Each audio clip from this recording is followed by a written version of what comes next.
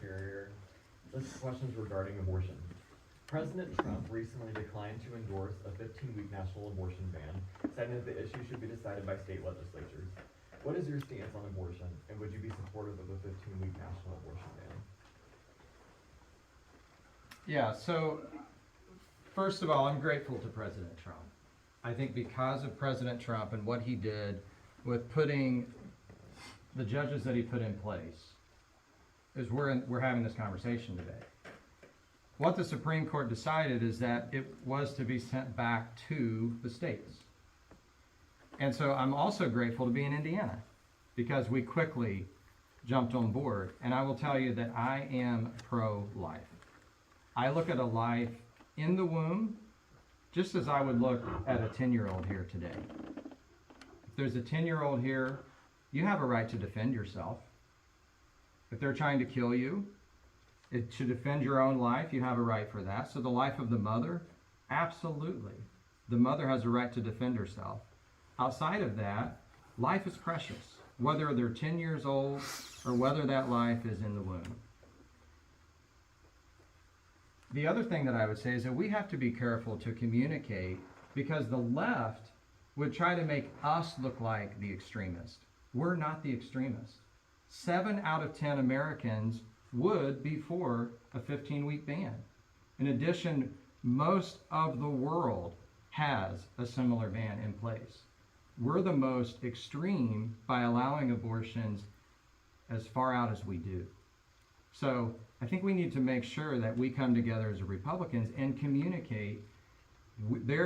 Also, 7 out of 10 Americans, if you take the 3 exceptions of life of the mother, rape, and incest, 7 out of 10 Americans would promote a ban outside of those 3 exceptions.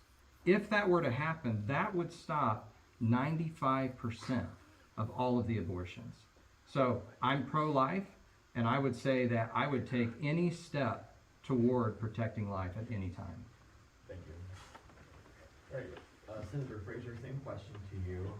What is your stance on abortion, and would you be supportive of a 15-week national abortion ban? Look, I've indicated before where I stand on abortion. I've been there firsthand, seen it all. One of my many experiences I've had in life. I went to high school and with a guy that became an obstetrician at OB-GYN doc, and I would always confer to him on how necessary it is to take the life of an unborn child to protect the mother. He said, in 50 years of my practice, I've never had one. So, I mean, if that becomes an issue, that obviously you would support. I put the mother ahead of the unborn. But that's hardly ever, just 99.9% of the time that that's necessary. All this other thing is just fantasized. You know, you're killing a human being. You're a human being when it's conception. You all remember your science class. You didn't sleep. You were paying attention. You know, conception.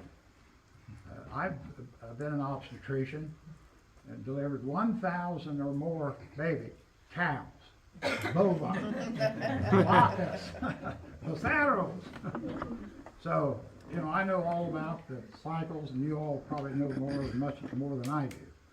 So, I've hardly no exception for me on abortion. So, I've got 7 or 6 kids, and is that right? Oh, I want to introduce my daughter. I'm sorry.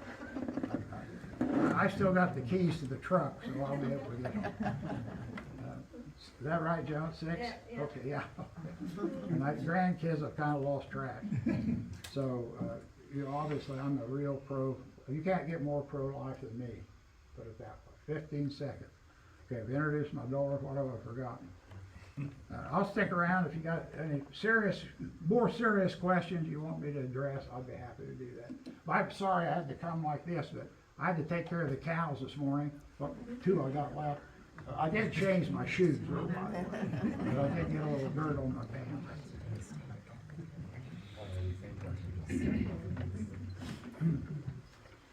Okay, so I'm going to start again. We talk about problem, we talk about solution. The bottom line is that human life begins at conception. The Bible makes that very clear.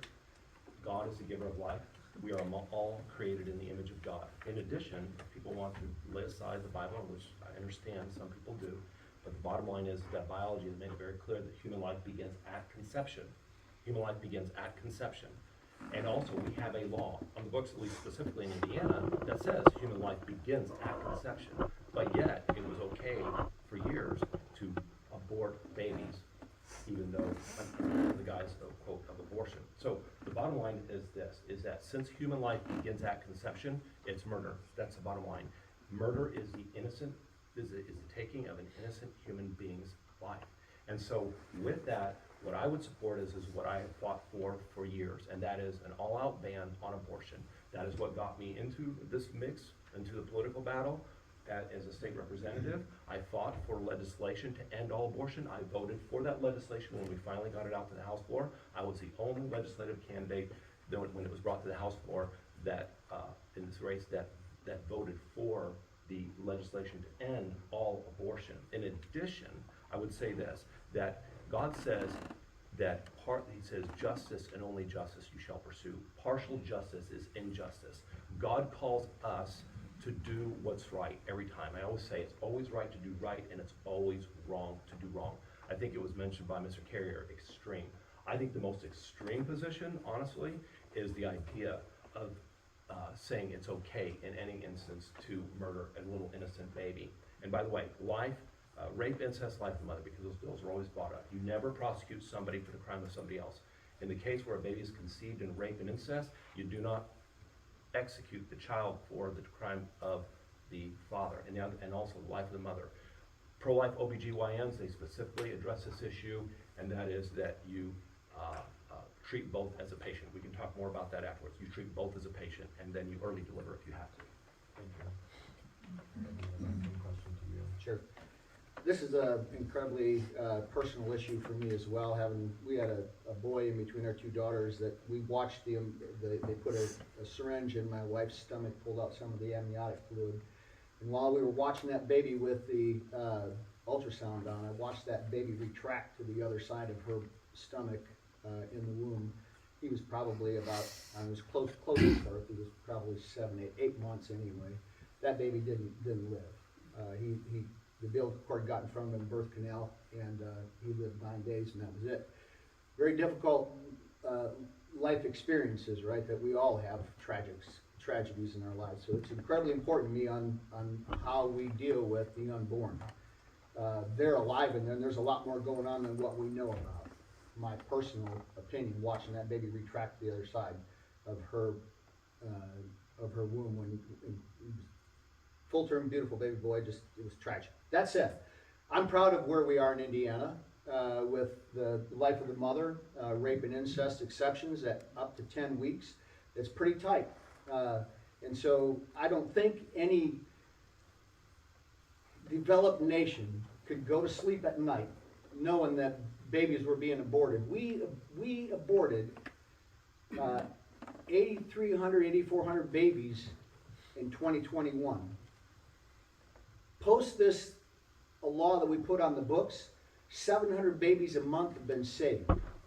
We right now we're about 10 or 12, less than 15 babies. Can you imagine 700 babies a month being aborted? Never should be used for conception either at all, for birth control, excuse me. At any rate, when we look at the federal level, we can debate whether the Supreme Court was correct in their assumption or decision to send it back to the states to cause all these issues. I would support it. I'm absolutely pro-life, and that's my stance on it. Thank you. Same question to you. Yeah, short answer, yes, but I think at a minimum 15 weeks. I think the proper factor to decide it is the fact that a fetus, a baby in the womb, can feel pain, can sense danger, can run or try to run.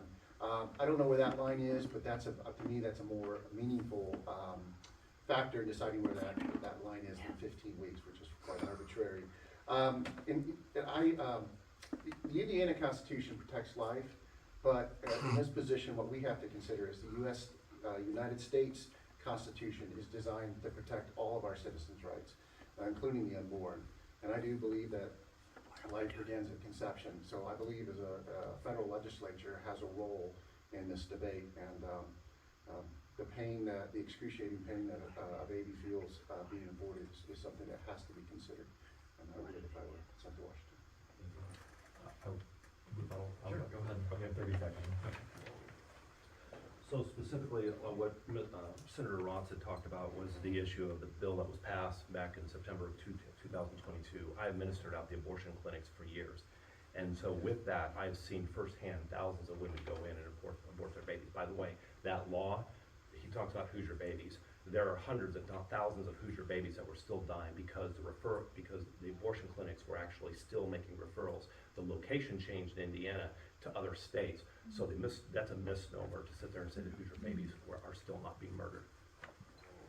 Yeah, go ahead. We can't control when people go across state lines. That's a federal issue, not Indiana, first of all. And the second thing is, we did as good as we could. There has to be negotiation on these things, right? And so, as horrible as that sounds, that's where we landed in Indiana.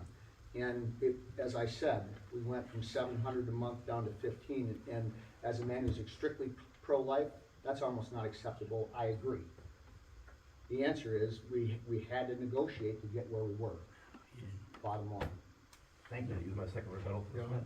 Okay, all right. 30 seconds. Again, we had legislation for years in Indiana to end all abortion, and we finally got that legislation out on the House floor. Out of 71 House Republicans, I was the only legislative candidate in this race on the House that actually voted for the legislation to end all abortion, the only House representative. And in addition, there was only 6 of us overall. So the bottom line is this, is that we could have ended all abortion, but again, the Republican establishment chose not to. All right, on to our final question. Mr. Speed, I'll start with you. This is regarding agriculture.